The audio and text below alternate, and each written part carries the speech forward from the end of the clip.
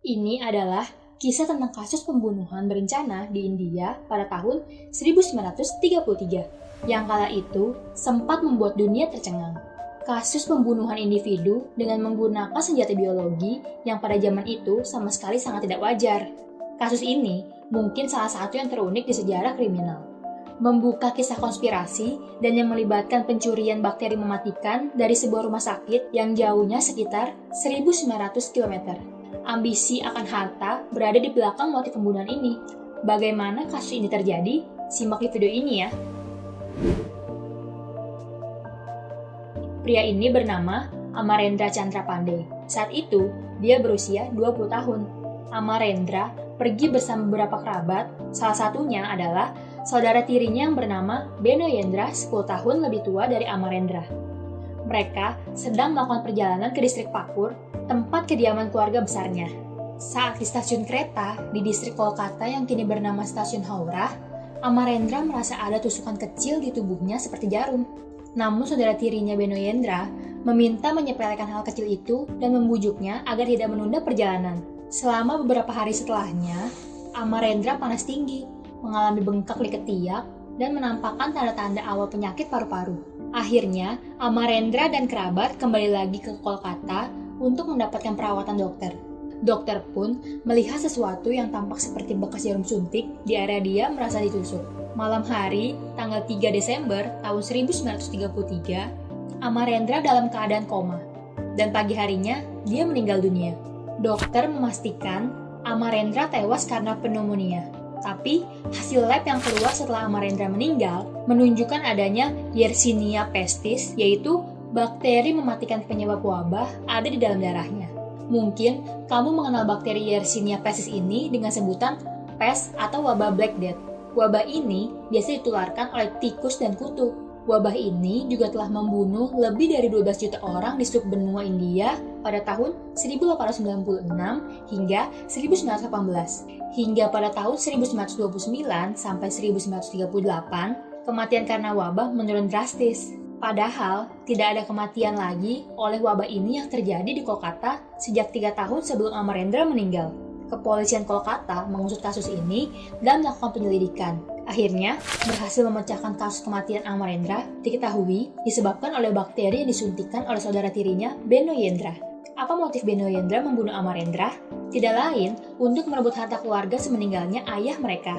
Kakak dan adik tiri ini telah berseteru selama 2 tahun memperebutkan tanah warisan yang berada di distrik Pakur. Wilayah ini terkenal akan tambang batu bara dan batu-batu berharga lainnya. Kisah pertengkaran antar saudara ini seperti perang antara pihak baik dan jahat. Amarendra dikenal sebagai pria terhormat, menjunjung tinggi etika dan moral. Semangatnya tinggi untuk mengejar pendidikan. Dia juga sangat dicintai oleh warga lokal. Benoyendra, di sisi lain, hidup tanpa tujuan, sangat suka minum-minum, dan main perempuan. Terhitung pada tahun 1932, Benoyendra sudah merencanakan pembunuhan ini dengan meminta bantuan temannya, seorang dokter yang bernama Taranat Bhattacharya. Bhattacharya ditugaskan Benoyendra untuk mendapatkan satu-satunya tempat bakteri wabah pes disimpan, yaitu Rumah Sakit Institut Haffkine, Mumbai. Namun, usaha mendapatkan wabah itu gagal. Karena kegagalan Bhattacharya mendapatkan bakteri wabah pes, Benoyendra mencoba cara lain, yaitu dengan menghadiahi kacamata untuk Amarendra. Diketahui, kacamata itu telah dilumuri bakteri tetanus. Benoyendra memasangkan kacamata dengan paksa hingga kulit wajah Amarendra mengalami lecet. Amarendra jatuh sakit tak lama kemudian. Dia didiagnosis terkena tetanus dan segera diberikan serum anti-tetanus. Benoyendra semakin bertekad untuk menguasai tanah ayahnya, dan teman dokternya Bhattacharya membuat setidaknya 4 kali usaha untuk mendapatkan bakteri pes ini. Pada bulan Mei tahun 1932, Bhattacharya menghubungi Direktur Institut Haffkine Mumbai. Direktur lab itu menolak memberikan bakteri, kecuali Bhattacharya memiliki izin dari kepala bedah di Bengali. Namun, usaha itu nggak mungkin dilakukan. Pada tahun 1933, Bhattacharya mencoba meyakinkan dokter Kolkata untuk menuliskan surat kepada Direktur Institut Haffkine.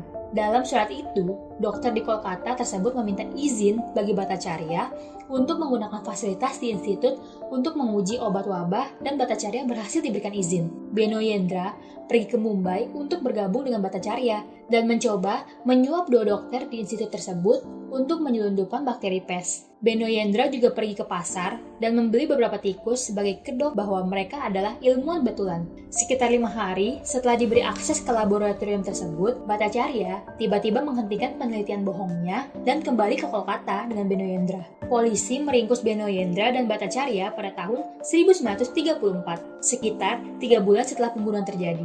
Para penyidik melacak surat-surat perjalanan Beno Yendra, tagihan hotel di Mumbai, tulisan tangannya di buku tamu hotel, pesan-pesannya ke lab, dan kwitansi dari toko tempatnya membeli tikus. Beno Yendra dan Bhattacharya telah berkonspirasi untuk membunuh Amarendra dengan pasal pembunuhan berencana. Mereka divonis dengan hukuman seumur hidup.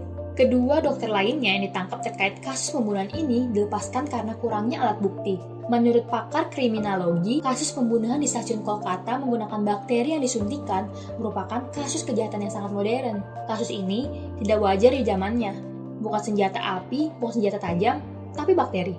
Di mana kejahatan kriminal atau kejahatan perang dengan menggunakan senjata biologi sangat ditentang oleh banyak negara di dunia ini. Kasus Beno Yendra dan Amarendra yang terjadi 88 tahun yang lalu adalah bukti bahwa manusia dengan kepintarannya akan sangat menakutkan jika dilakukan di jalan yang salah.